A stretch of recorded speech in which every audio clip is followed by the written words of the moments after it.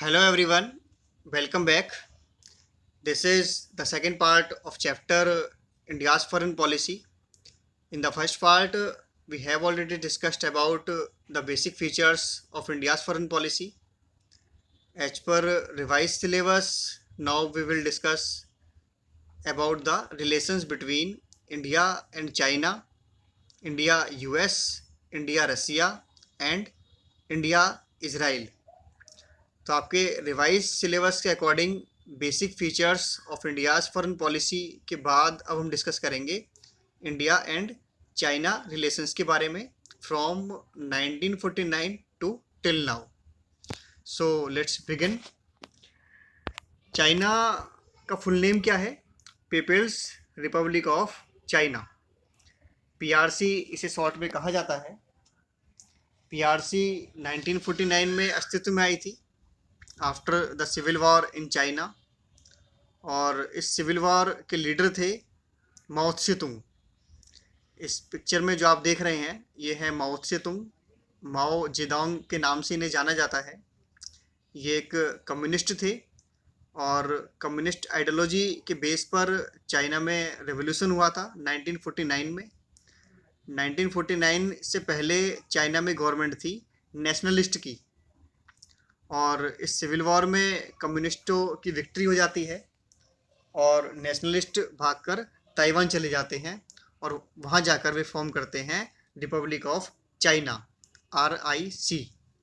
मतलब nationalist Taiwan से ही सरकार चला रहे होते हैं और ये डिस्प्यूट काफ़ी समय तक रहता है. नेशनलिस्ट का कहना था कि रियल गवर्नमेंट वे हैं, चाइना पर उनका हक है, और कम्युनिस्टों का कहना था कि रियल गवर्नमेंट वे हैं और चाइना पर उनका हक है. तो इस तरह ताइवान को लेकर डिस्प्यूट रहता है जो अभी तक चल रहा है. चाइना का कहना है कि ताइवान पर उसका हक है और ताइवान खुद को इंडिपेंडेंट स्टेट समझता है, और काफ़ी सारे देश ताइवान को इंडिपेंडेंट स्टेट नहीं मानते हैं आज तक भी. तो इस तरह 1949 में पीआरसी अस्तित्व में आती है और माओ जेडोंग चेयरमैन बनते हैं कम्युनिस्ट पार्टी ऑफ चाइना के. और जो प्रीमियर थे वहाँ के वे थे जू एनलाई. तो हम इन्हें इस तरीके से मान सकते हैं कि माओ जेडोंग प्रेसिडेंट की तरह थे और जू एनलाई प्राइम मिनिस्टर की तरीके से हम कह सकते हैं. तो 1949 में जब यहाँ कम्युनिस्ट की गवर्नमेंट फॉर्म होती है तो India was the first country to recognise the communist government in China. Communist government after revolution जब चाइना में बनती है तो भारत पहला देश था जिसने चाइना की कम्युनिस्ट गवर्नमेंट को मान्यता दी, जो कि वहाँ की कम्युनिस्ट गवर्नमेंट के लिए बहुत ज़रूरी था कि उसे इंटरनेशनल रिकॉग्निशन मिले, जिसमें भारत सबसे पहले आगे बढ़कर रिकॉग्निशन देता है. देखिए यहाँ पर ये बात ध्यान देने की है कि नेहरू के इस स्टेप को लेकर सरदार पटेल नेहरू को चेताते हैं, उन्हें अवेयर करते हैं कि चाइना एक बड़ा और शक्तिशाली देश है और भारत को उससे संभल कर रहने की ज़रूरत है. चाइना इन फ्यूचर कभी भी एग्रेसिव हो सकता है, लेकिन नेहरू उनकी बात पर कोई ध्यान नहीं देते हैं और बड़े ही पॉजिटिवली और कॉन्फिडेंस के साथ चाइना पर अपना भरोसा जताते हैं. और हिंदी चीनी भाई भाई का नारा दिया जाता है. दोनों कंट्रीज़ के लीडर विजिट करते हैं ईच अदर. ये पिक्चर है 1954 की, जब नेहरू ने चाइना विजिट किया और अप्रैल 1954 में पंचशील पर साइन किया जाता है. पंचशील ये 5 प्रिंसिपल्स थे. पंचशील के सिद्धांत में ये माना जाता है कि दोनों देश एक दूसरे की सीमाओं का सम्मान करेंगे, आंतरिक मामलों में इंटरफेरेंस नहीं करेंगे. तो इस तरह ये 5 प्रिंसिपल्स को दोनों देशों के द्वारा अडॉप्ट किया जाता है और इस तरह दोनों देश काफ़ी पॉजिटिवली अपने रिलेशंस की शुरुआत करते हैं. लेकिन बाद में ये रिश्ते कड़वाहट में बदल जाते हैं, जिसका चरम 1962 की वॉर के रूप में सामने आता है. तो स्टेप बाय स्टेप देखते हैं कि किस प्रकार रिलेशंस बिगड़ते हैं, इश्यूज ऑफ कॉन्फ्लिक्ट क्या थे. तो first issue was Tibet issue. तो तिब्बत क्या था? तिब्बत एक बफर स्टेट था इंडिया और चाइना के बीच। तो मैप में अगर हम देखें तो ये तिब्बत था।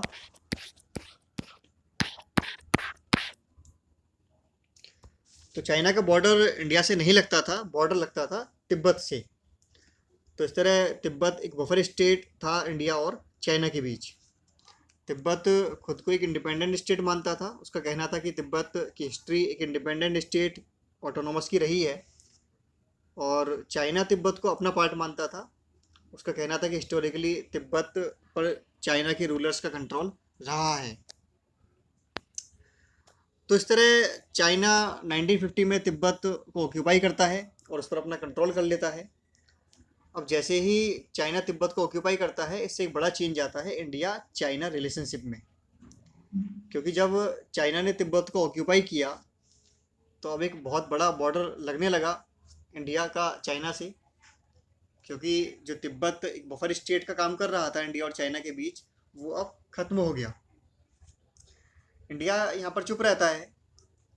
चाइना ने जो तिब्बत को ऑक्यूपाई किया उस पर इंडिया साइलेंट रहता है, जिसे एक बड़ी मिस्टेक माना जाता है। क्योंकि एक बड़ी पावर के बीच जो बफर स्टेट था वो अब गायब हो गया। और आगे चलकर 1954 में पंचशील के सिद्धांत पर साइन करके भारत ने एक तरीके से चाइना के तिब्बत पर ऑक्यूपेशन को स्वीकार भी कर लिया, जो कि एक बड़ी मिस्टेक थी। तो तिब्बत की इम्पोर्टेंस क्यों है भारत के लिए? वो इसलिए क्योंकि तिब्बत बुद्धिस्ट का घर था, and birth place of Buddhism is India. Buddhism की स्टडी के लिए यहाँ से स्कॉलर्स भारत आते थे। और तिब्बत के पॉलिटिकल और स्पिरिचुअल लीडर थे दलाई लामा। ये आज भी हैं, जो कि भारत में ही रह रहे हैं। हिमाचल प्रदेश में एक जगह है धर्मशाला, ये यहाँ पर एक राजनीतिक शरणार्थी के रूप में रह रहे हैं। तो दलाई लामा बुद्धिज़्म के स्पिरिचुअल लीडर हैं, स्पिरिचुअल गुरु हैं, spiritual leader all over the world. तो चाइना ने तिब्बत पर स्लोली होल्ड किया, और तिब्बत के लोगों के साथ बहुत ज़्यादा एट्रोसिटीज़ हो रही थी। तो इस पर दलाई लामा ने भारत से अप्रोच की, भारत से मदद मांगी। लेकिन जितनी बार भी दलाई लामा ने भारत से मदद मांगी, भारत ने निगलेक्ट किया। जवाहरलाल नेहरू ने हमेशा टालने की कोशिश की।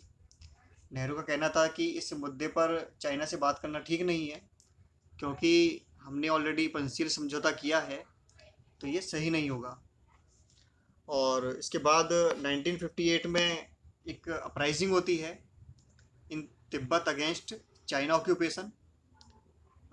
तो इस अपराइजिंग को क्रश करने के लिए चाइनीज़ फोर्सेस दलाई लामा को पकड़ने आती हैं। तो दलाई लामा बॉर्डर क्रॉस करके भारत आ जाते हैं और भारत से राजनीतिक शरण मांगते हैं, और भारत उनको राजनीतिक शरण दे देता है।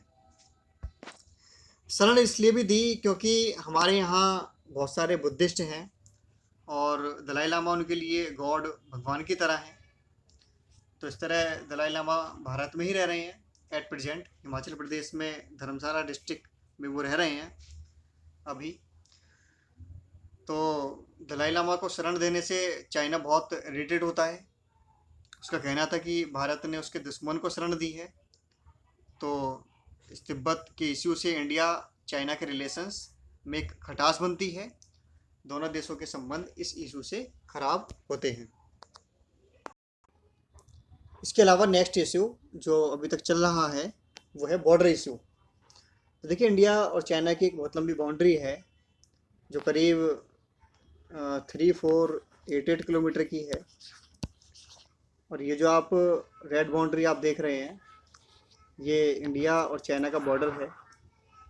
और ये जो आप इधर जम्मू कश्मीर और लद्दाख से लग रहा है, इसे कहा जाता है वेस्टर्न सेक्टर। और ये जो इधर उत्तराखंड और सिक्किम से लग रहा है, इसे कहा जाता है मिडिल सेक्टर। और ये जो इधर अरुणाचल प्रदेश से लग रहा है, इसे कहा जाता है ईस्टर्न सेक्टर। तो इंडिया और चाइना के बीच जो मेजर जो डिस्प्यूट है वो है वेस्टर्न और ईस्टर्न सेक्टर में। मिडिल सेक्टर में कोई डिस्प्यूट नहीं है। तो अब देखते हैं कि ये डिस्प्यूट हैं क्या। अंडर द ब्रिटिश रूल, जब ब्रिटिश रूल था इंडिया पर, तो कुछ एग्रीमेंट्स हुए ब्रिटिशर्स और तिब्बतन के बीच बॉर्डर को लेकर। तो यहाँ अक्साई चीन में जो बॉर्डर लाइन बनी, ये बनी थी जॉनसन लाइन 1860 में। तो इस तरह ये लाइन ब्रिटिशर्स एंड तिब्बतन की सहमति से बनी थी, जिसे बाद में इंडिया के द्वारा एक्सेप्ट किया गया था। मतलब इंडिया चाइना बॉर्डर के रूप में भारत के द्वारा इस लाइन को एक्सेप्ट किया गया। तो वेस्टर्न सेक्टर में जॉनसन लाइन के मुताबिक अक्साई चीन को भारत के द्वारा अपने हिस्से में शामिल माना गया। इसके अलावा ईस्टर्न सेक्टर में British government and Tibetan government के बीच जो एग्रीमेंट हुए, जिसे शिमला एग्रीमेंट के नाम से जाना जाता है, इसके मुताबिक इंडिया चाइना का बॉर्डर मैकमोहन लाइन को माना गया। लेकिन चाइना इन दोनों लाइन, जॉनसन लाइन और मैकमोहन लाइन को बॉर्डर के रूप में नहीं मानता है। तो इंडिया तो ये समझता है कि इधर वेस्टर्न साइड में बॉर्डर जॉनसन लाइन है और ईस्टर्न साइड में मैकमोहन लाइन है, लेकिन चाइना इसे नहीं मानता है। लेकिन 1950 के शुरुआती पीरियड में जब भी इंडिया ने बॉर्डर इश्यू को सेटल करने की कोशिश की, तो चाइना ने इसे इस तरह शो किया कि देयर इज़ नो डिस्प्यूट, और डिस्प्यूट अराइज होता है बिटवीन 1957 टू 59। चाइना एक रोड बिल्ड करता है, और ये रोड कहाँ बनी थी इसे आप इस मैप में समझ सकते हैं। ये है चाइना का सिंजियांग प्रोविंस, और चाइना ने ये रोड बिल्ड की थी। सिंजियांग से ये स्टार्ट होती थी और अक्साई चीन को क्रॉस करते हुए, अक्साई चीन से होते हुए ये तिब्बत के ल्हासा को कनेक्ट करती थी। ल्हासा तिब्बत की कैपिटल थी।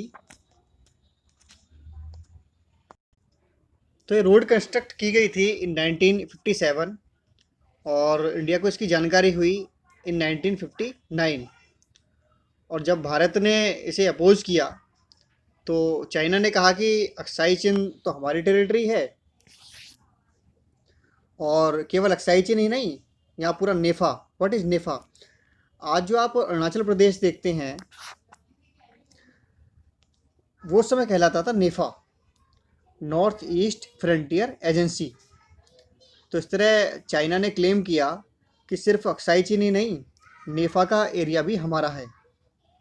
और हमें यहाँ पर एक बात ये समझने की ज़रूरत है कि ये जो बॉर्डर लाइन है, जॉनसन लाइन और McMahon line, there are no line that are drawn of the border. ये कोई लाइन नहीं है, ये एक अंडरस्टैंडिंग थी, क्योंकि यहाँ जितना भी एरिया है ये हिल्स एरिया है और बहुत ऊंची ऊंची पहाड़ियाँ हैं, और ये माना गया कि नेफा और तिब्बत के बीच जो सबसे ऊंची रेंजेस हैं हिमालय की, उसको हम मैकमोहन लाइन मानते हैं। इसके नॉर्थ में चाइना है और साउथ में इंडिया है, ये माना गया कि।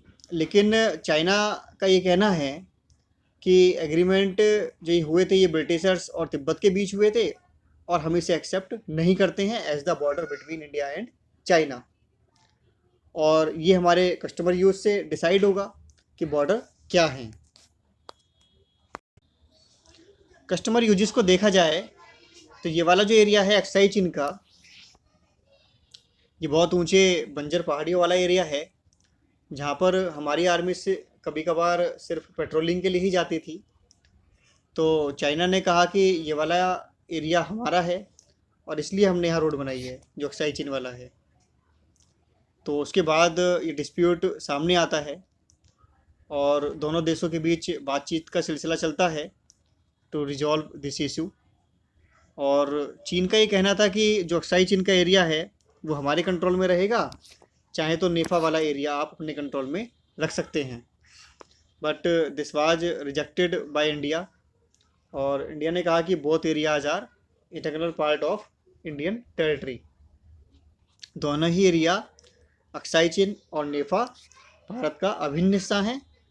तो इस तरह एक लंबी बातचीत के बाद भी डिस्प्यूट रिजॉल्व नहीं होता है, तो इसके बाद वॉर की सिचुएशन बन जाती है और इसके बाद चाइना दोनों रीजन्स पर अक्टूबर 1962 में अटैक कर देता है। मतलब इधर अक्साई चीन वाले एरिया में भी और उधर ईस्टर्न साइड नेफा वाला जो एरिया था इधर भी अटैक कर देता है। तो इस रीजन में हमारी आर्मी ने काफ़ी बहादुरी के साथ सामना किया। चाइनीज़ फोर्सेस को काफ़ी रेसिस्टेंस भी किया। इस रीजन में जो फेमस लड़ाई हुई थी ये थी रजामला की लड़ाई। रजामला था यहाँ पर जो त्रिशूल जो रीजन था, त्रिशूल में इंडिया का एयरबेस था। तो यहाँ पर हुई थी रजामला की लड़ाई और चाइनीज़ फोर्सेस की संख्या बहुत ज़्यादा थी और यहाँ रजामला की पोस्ट संभाल रहे थे मेजर शैतान सिंह।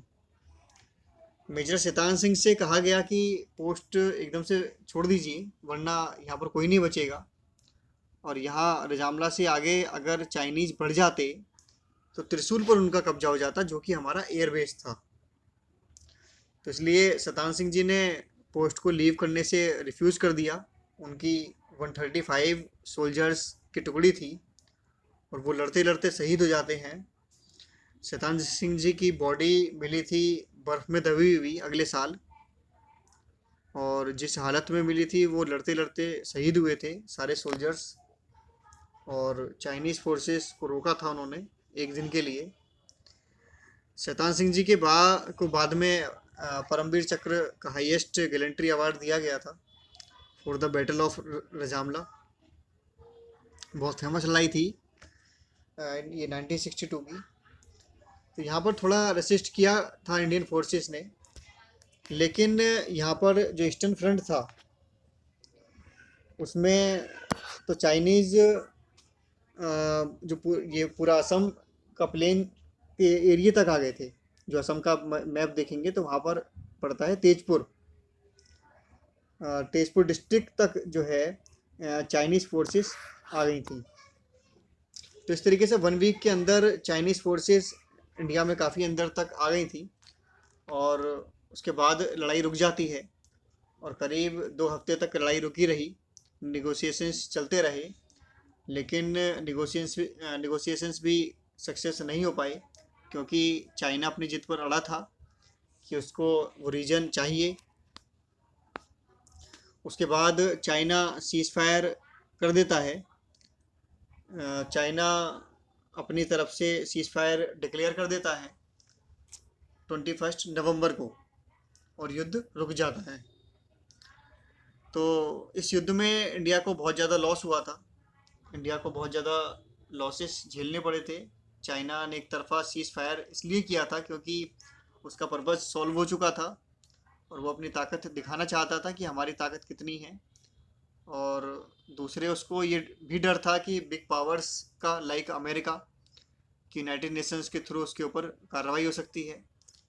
इसके अलावा उसका पर्पज़ सॉल्व हो चुका था। तो इफ़ेक्ट्स की अगर हम बात करें तो इंडिया को हैवी लॉस इस वॉर में झेलना पड़ा था जिसकी सबसे बड़ी वजह थी कि एक तो आर्मी वहाँ पर सफिशिएंट नहीं थी, बहुत कम आर्मी यहाँ तैनात थी। इसके अलावा गन्स अदर आर्म्स की तो बात छोड़ दीजिए, हमारी आर्मी के पास जो यूनिफॉर्म उनके पास होनी चाहिए थी वो यूनिफॉर्म तक उनके पास अवेलेबल नहीं थी, जिसमें कि हाई हिल्स जो हिमालय की सबसे ऊंची चोटियां हैं वहाँ पर ये लड़ाई हुई थी और वेदर कंडीशंस की वजह से मिलिट्री यहाँ पर बहुत कम तैनात थी और उनके पास वो रिसोर्सेज भी नहीं थे जो होने चाहिए थे। तो हैवी लॉस हमें इस युद्ध में झेलना पड़ा था। और इसके बाद डिफेंस मिनिस्टर वीके मेनन जो कि पंडित नेहरू के गुड फ्रेंड थे उन्होंने रिज़ाइन किया। इसके अलावा टॉप आर्मी ऑफिसर्स ने भी अपनी पोस्ट से रिज़ाइन किया और पहली बार नो कॉन्फिडेंस मोशन सरकार अविश्वास प्रस्ताव सरकार के खिलाफ लाया गया और नेहरू गवर्नमेंट के खिलाफ डिबेट चलती हैं पार्लियामेंट में। और जो एक छवि थी नेहरू की, एक मंजे हुए डिप्लोमेट्स की कि उनको फॉरेन पॉलिसी की बहुत अच्छी समझ है, वो इस वॉर के बाद धूमिल हो जाती है। और यहाँ पर हमें बात याद आती है सरदार वल्लभ भाई पटेल की जिन्होंने स्टार्टिंग में ही नेहरू को आगाह किया था कि चाइना पर बहुत ज़्यादा विश्वास सही नहीं है, ये देश के लिए घातक हो सकता है। लेकिन पंडित नेहरू ने उनकी बात को इग्नोर किया और ज़रूरत से ज़्यादा विश्वास चीन पर किया। इतना ज़्यादा विश्वास किया कि जो एक मिनिमम मिलिट्री बॉर्डर पर होनी चाहिए थी वो भी वहाँ पर तैनात नहीं थी, जिसका परिणाम देश को झेलना पड़ा। यहाँ मेरा एक अपना पर्सनल ओपिनियन है कि काश अगर सरदार पटेल देश के पीएम होते तो क्या ये देश के लिए अच्छा नहीं होता। ये मेरा अपना पर्सनल ओपिनियन है। आपके विचार क्या हैं इस बारे में, मुझे कमेंट करके बताइएगा कमेंट बॉक्स में। इसके परिणामों पर हम वापस आते हैं। इसके बाद लोकसभा इलेक्शन में कांग्रेस को कुछ लॉस झेलना पड़ा और कम्युनिस्ट पार्टी ऑफ इंडिया का डिवीज़न होता है दो पार्ट्स में। कम्युनिस्ट पार्टी ऑफ इंडिया में एक फैक्शन था जो कि चाइना की कम्युनिस्ट आइडियोलॉजी से प्रेरित था और दूसरा यूएसएसआर की कम्युनिस्ट आइडियोलॉजी का फॉलोअर्स था। तो 1964 में चाइना वाला faction Communist Party of India Marxist form करता है। इसके अलावा इसके बाद नॉर्थ ईस्ट के काफ़ी सारे स्टेट्स को स्टेटहुड ग्रांट की गई, जैसे नागालैंड, मणिपुर और त्रिपुरा को पूर्ण राज्य का दर्जा दिया गया और फाइनली नेफा को स्टेट बनाया गया अरुणाचल प्रदेश के रूप में। और मिलिट्री के मॉडर्नाइजेशन पर ध्यान दिया गया। इसके लिए department of defence production establish किया गया नवंबर 1962 में और department of defence supplies establish किया गया था नवंबर 1965 में। तो इस तरह ये सभी इम्पैक्ट हुए इस वॉर के। लेकिन लॉन्ग टर्म का इम्पैक्ट अगर हम देखें तो इंडिया की फॉरेन पॉलिसी बहुत रियलिस्टिक हो गई। जैसा कि हम पहले ही डिस्कस कर चुके हैं कि नेहरू की फॉरेन पॉलिसी बहुत आइडियलिस्टिक थी, जिसमें उन्होंने नॉन अलाइंसमेंट की पॉलिसी को अडॉप्ट किया था। तिब्बत को इन्वेड जब चाइना ने किया तो वहाँ पर भी इंडिया ने कुछ नहीं बोला। चाइना को यूएन सिक्योरिटी काउंसिल में परमानेंट सीट के लिए भी सपोर्ट किया इंडिया ने। तो इस तरीके की आइडियलिस्टिक पॉलिसी से हमें सबक मिला कि इंटरनेशनल अफेयर्स में आइडियलिस्टिक होने से काम नहीं चलेगा। और नेहरू को भी इसके बाद अपनी भूल का एहसास हुआ और उनकी तबीयत ख़राब रहने लगी। इसके बाद वो कैलकुलेशन नहीं कर पाए थे चाइना की रियलिस्टिक अप्रोच को, जो कि एक बड़ी मिस्टेक थी। और हमें ये सबक इस वार से मिला कि किस तरह से हमें अपनी सिक्योरिटी को मजबूत करना है। तो ये था 1962 के वॉर के बारे में। लेकिन इसका मतलब ये नहीं था कि ये मामला ही ख़त्म हो गया। इसके बाद 1967 में भी कॉन्फ्लिक्ट हुआ, जो कि आपको बहुत ज़्यादा सुनने को नहीं मिलेगा। तो इंडिया चाइना के नेक्स्ट पार्ट में हम डिस्कस करेंगे military conflict between India and China after 1962, जिसमें हम 1962 के बाद से अभी तक के सभी क्राइसिस के बारे में डिस्कस करेंगे। इसके अलावा हम डिस्कस करेंगे diplomatic and economic relations between India and China in the present context. तो must watch second part of this topic. So keep studying, be healthy, thanks for watching, bye bye.